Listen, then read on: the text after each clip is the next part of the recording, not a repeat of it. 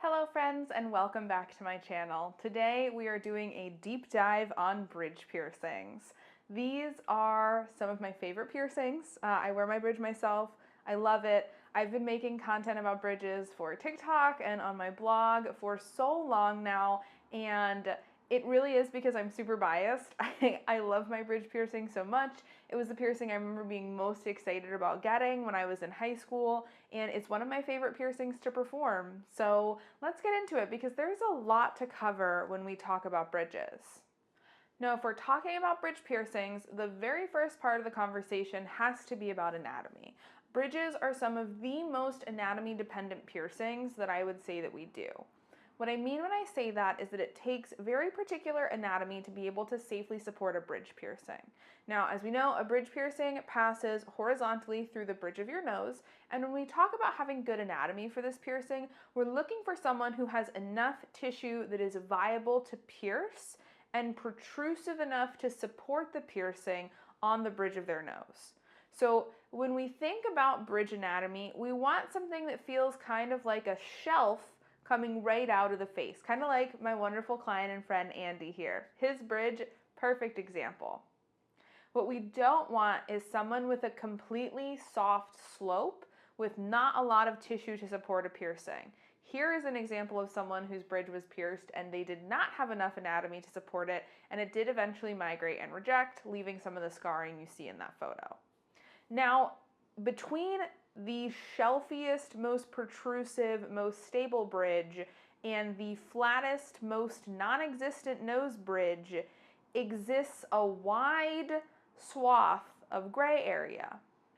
And this is where some of the debate about bridges as a form of surface piercing come in. Now, I have a whole blog post on my website that goes in depth into what qualifies as a bridge piercing.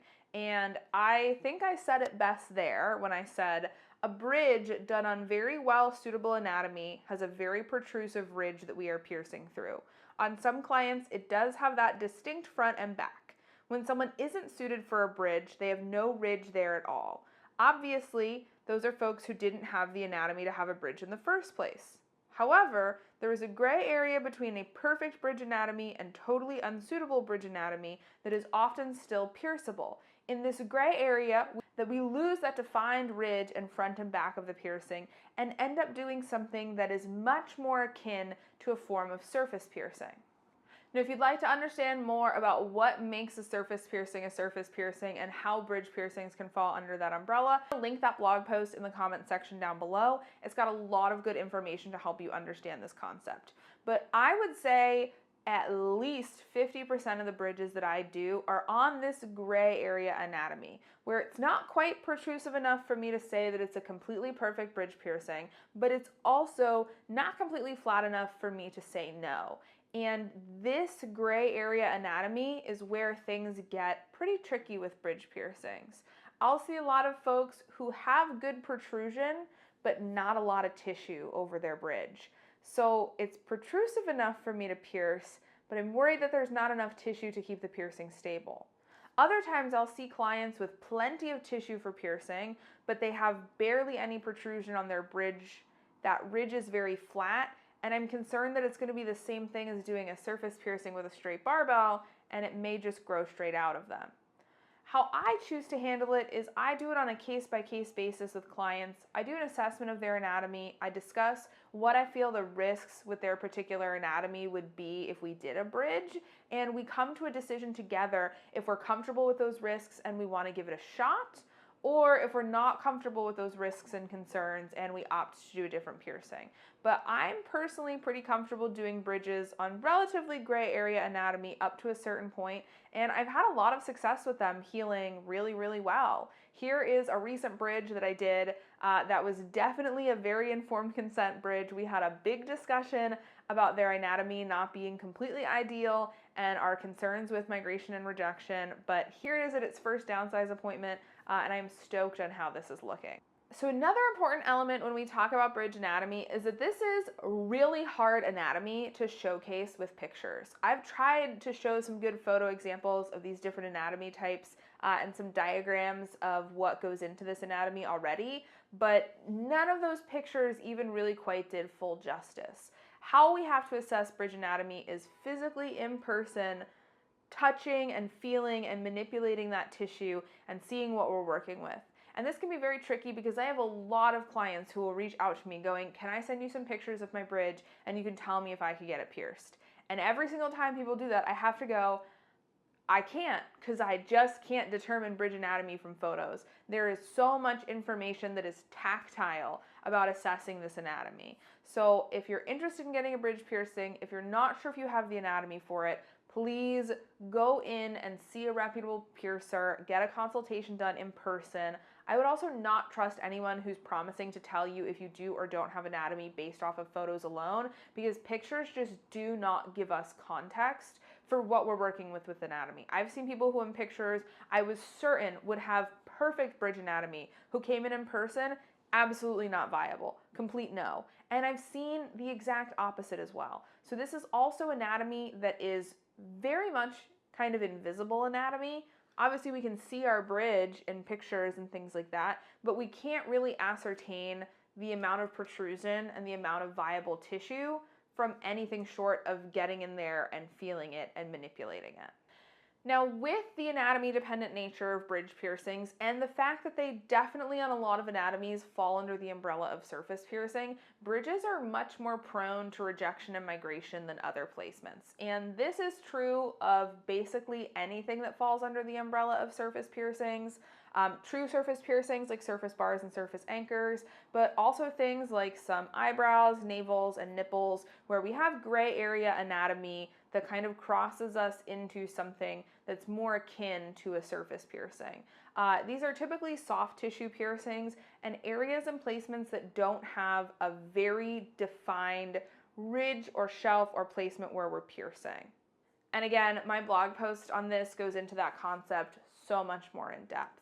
But with things like this, particularly with bridges, that migration and rejection risk is really high. I see a lot of very well done bridge piercings, good piercer, good jewelry, good aftercare, client is on top of it, still migrate and settle out not in the same placement they were pierced at.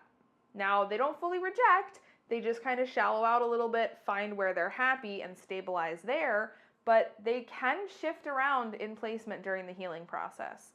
And of course, I do sometimes see these completely reject out of people's faces. So even if you have the most perfect, most pristine bridge anatomy, where you have the perfect protrusion, the perfect shelfy bridge, plenty of tissue to pierce, even in those instances, we can still sometimes see migration and rejection.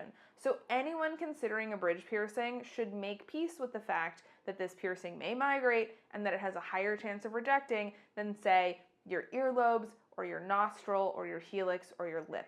That is part of the nature of bridge piercings and the risk of getting this piercing done, and a risk that you should be comfortable with before you pierce. When I do my consults with folks about bridges before we get started, another thing that I like to talk to people about is scarring. Bridge piercings are notorious for leaving some pretty rough scars. Even if they're perfectly pierced, even if they heal great and they don't migrate and they don't reject, if you just opt to take your bridge out one day, you will have some very noticeable scars. You will be able to tell that you had your bridge pierced. Picture of my fantastic coworker Alex, and as you can see, it is very clear that he used to have his bridge pierced, and this was pretty healthy and happy when it was removed. So understand, in just deciding to get a bridge piercing, you are signing up for some pretty serious scarring in the middle of your face, and make sure that you are okay with that risk. Now, some folks get lucky and they take their bridge piercings out and they have barely any scarring, and if that's you, that's amazing. Like, congratulations, your skin is great. That is not most people. So I think it is important that anyone getting a bridge understands the types of scars that this will leave, along with understanding that this can be a form of surface piercing, that it's more prone to rejection and migration are going to leave even worse scars. So anyone consenting to getting a bridge piercing should be comfortable with the potential of having scarring in that area on their face. If you are not comfortable with having scars there, I would not get your bridge pierced, because scarring is an incredibly real risk with this. Now that kind of covers the risk assessment that I like to go over. So now let's talk into placement and healing. Now placement for a bridge is very anatomy dependent. Whenever possible, I try and work with my clients' goals. A lot of folks want it like right lined up with their tear ducts. Some people want it lined up with like the top of their like upper lid when their eyes are open. Some people want it lined up with their pupils. All of this is great, but placement is really going to be determined by anatomy for most folks. Where on your bridge it's viable for us to pierce, where is going to be the most stable, have the most tissue, give us the best chance of this healing long term. So while it's okay to come in with some hopes for how you want your bridge piercing to fit and some ideals when it comes to placement, I would also come in with realistic expectations and understand that your piercer may have to place it a little differently than you were envisioning in order to have it work out with your anatomy. Now, when it comes to initial bridge piercings, I am such a fan of plain barbells. Plain ass barbells. I think they heal the best. I think they are the easiest to take care of. They are the easiest to keep clean. And if you want to go super fun and fancy once you're healed, you absolutely can. But given that these are piercings that have a higher risk of rejection and migration, I personally feel that just going as simple as possible and focusing on healing and care is the best thing you can do. And we can worry about adding large decorative ends and fancy fun pieces once we know that the piercing is more healed and stable, and once those larger and more decorative pieces won't impact the healing process. Because it can be really tricky to heal around some of these cool bullet cut ends and claw set opals that you'll see people get. Now, I will still do bridges with decorative ends to start. I just have a conversation with my clients about the fact that they can make healing and care more difficult and the risks concerned with them. I'll usually also only do decorative pieces on people with really, really good bridge anatomy. If you have anatomy that I am even the slightest bit worried about, we're getting beads. Which is fine, because plain beads and plain barbells and bridges look good. They look good. It is a classic. It is a good look. I will die on the hill of a plain titanium barbell in a bridge. Just looks good. So while you can do decorative stuff, bear in mind that it might be trickier to heal with, and if you are concerned with your bridge or you're worried about the healing process, consider going with plain beads because it's going to be easier to heal with. Now, another element with bridge piercings that is important to talk about is getting bridges straight and conversational symmetry. So most of us know that piercings should be straight, should be perpendicular to the tissue in order to heal well, in order to be viable piercings. And this is incredibly important on bridges. Even the slightest kick on angle can cause bridges to get irritation bumps and have issues. And with how migration prone these are, that can absolutely cause these to want to migrate.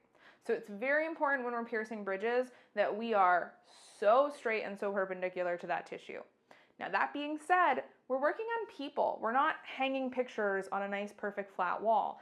Our bodies have curves and lumps and dips and bumps and all of these different features. So when we're trying to mark and place a bridge, we have to remember that nobody's face is perfectly symmetrical. Our eyebrows sit at different heights and can grow differently. Our eyes can be two different shapes and at two different depths in our head. Most of us have crooked noses that come off our face one way or the other. The center of our upper lip doesn't always line up with the center of our lower lip, and I find that sometimes all of those asymmetries can be really overwhelming for clients when we're marking for bridge piercings. We'll get some marks down that are really nice and perfect and even with their bridge where we're piercing, but clients will look in the mirror and go, but it doesn't sit even to my eyebrows, but it's not sitting even with my septum piercing. But I don't know if I like how it's looking overall with my face. I think it's so normal to have these concerns and these worries, but I think it's because a lot of us are envisioning this perfectly symmetrical face with this perfectly symmetrical bridge piercing, and that's just not human bodies. So what I say the goal is when we're marking and placing for bridges is conversational symmetry. So if you are standing here talking to someone, you're chit-chatting, you're moving around, everything looks really straight and really balanced and really symmetrical.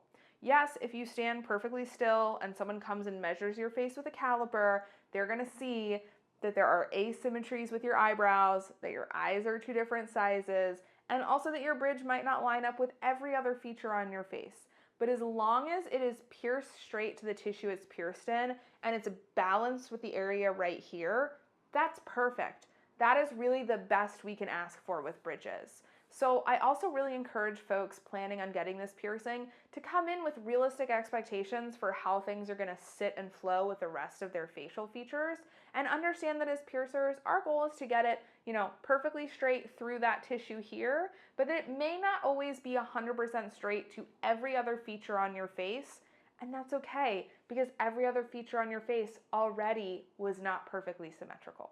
Now, we've talked a lot about the risks for bridge piercings and some info about jewelry and placement and marking. So now let's take a look at the actual process of getting a bridge piercing.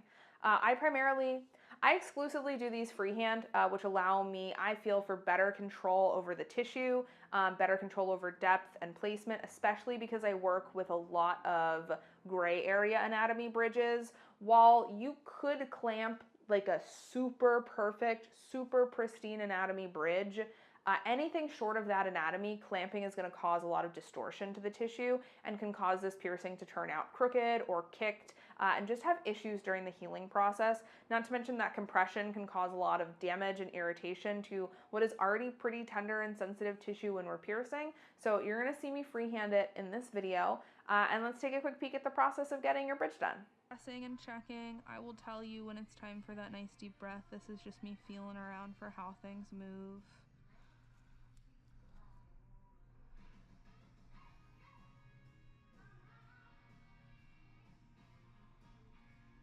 Alright, nice big deep breath.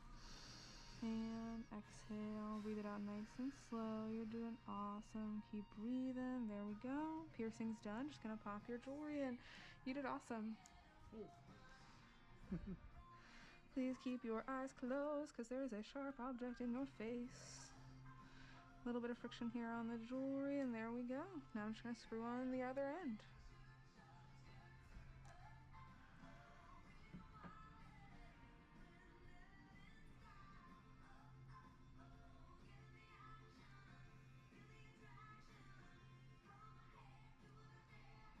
Feeling, making sure everything's nice and tight, and then I'm just going to adjust things into place and get everything relaxed. This part's probably going to feel really weird.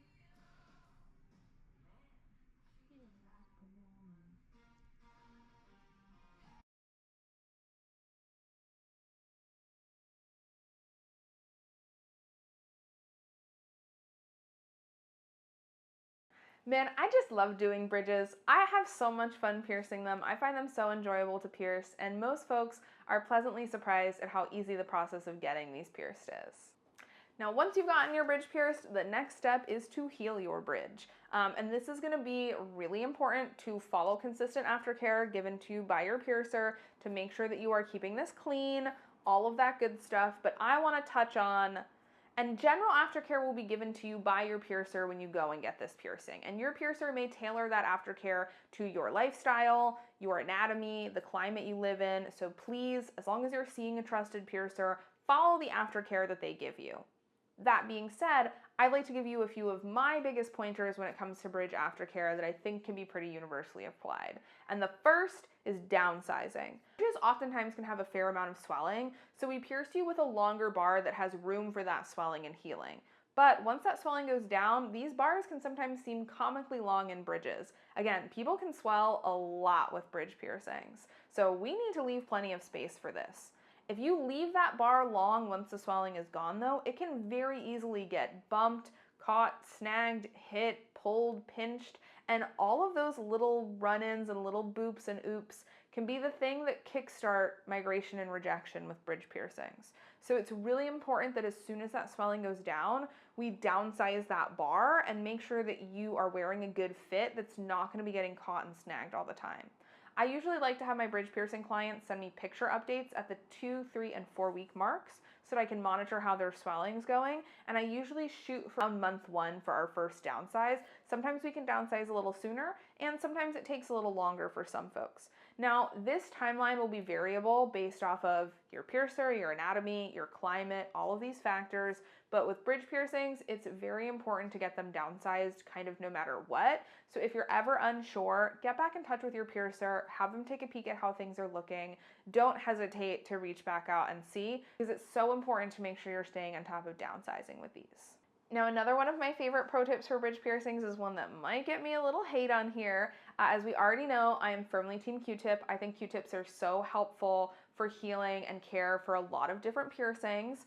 I have a whole video about it if you'd like to know more about the debate about Q-tips in the piercing industry and why I think they're fine. I'll link it here. But bridges are one of those placements where I really love a Q-tip, and not just any Q-tip, because a regular full-size Q-tip usually doesn't work well around your bridge. I'm talking about these guys. Little pointy Q-tips designed for touching up your makeup, cleaning up eyeliner, things like this. These are so precise for getting in and around the jewelry on bridges and making sure that it's fully clean.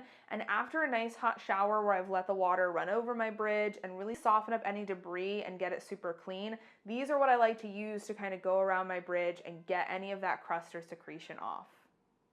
Especially for me, I have that kind of gray anatomy bridge where I have good tissue to pierce, but not a lot of protrusion. So my bridge doesn't sit very far away from the beginning of my orbital socket. So a full-size Q-tip doesn't really fit behind the space between the back of my bead and my eye.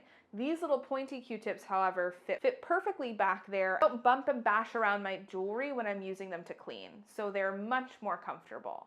Now, of course, if we're talking about the healing process with bridges, I would be remiss not to talk about glasses. Everyone's question with bridge piercings is always, can I wear glasses with my bridge? What if I wear glasses? All of this stuff. And I'm here to tell you that bridges and glasses can totally be compatible.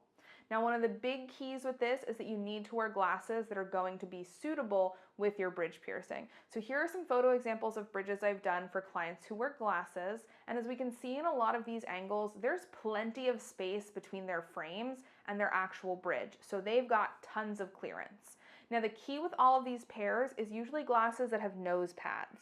I find that glasses that are one solid piece of plastic for the entire frame tend to sit higher up on the nose and closer to where your bridge would go, but also tend to move up and down the nose more often throughout the day, causing them to run into your bridge. Glasses with nose pads can be adjusted to be worn just a little bit lower on the nose and tend to be a little bit more secure and don't move up as much. Now, that being said, the right glasses that will work around your bridge is just the starting point, because from there, folks who wear glasses do have to be extra careful with bridge piercings while they're healing. It is really easy to smack your bridge around with your glasses if you are not super careful and diligent.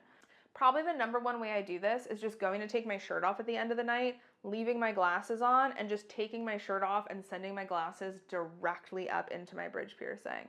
And you'd think I'd know better by now. I've had my bridge for like 3 years, but I don't. I still do that all the time. I'm like the worst client. So you do really want to try and be very aware with your bridge and glasses. It can definitely affect lots of different things in your day-to-day life. So it is going to be a bit trickier to heal a bridge if you wear glasses, but it is still totally possible.